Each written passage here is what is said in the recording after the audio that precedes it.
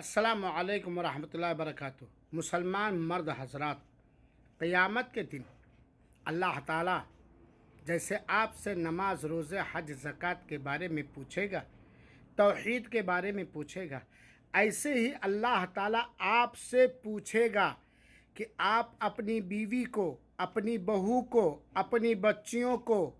اسلامی شرعی پردہ کراتے تھے کہ نہیں کراتے تھے۔ اور یہ کتنی بے غیرتی کی بات ہے، بے حیائی کی بات ہے، یہ ہمارے کتنی نمردگی کی بات ہے کہ ہماری بیوی دوسروں کے سامنے اپنے چہرے کھول کر کے آئے، ہماری بیٹیاں اپنے سینوں کو، اپنے پیٹوں کو، اپنے جسموں کو کھول کر دوسروں کے سامنے آئیں۔ یہ کتنی بے حسی، بے غیرتی کی بات ہے۔ مسلمان مردوں، آپ مرد بنو اور مسلمان مرد بنو، اپنی بیویوں پر کنٹرول رکھو، اپنے بچیوں پر کنٹرول رکھو اور شرعی پردہ کے مسائل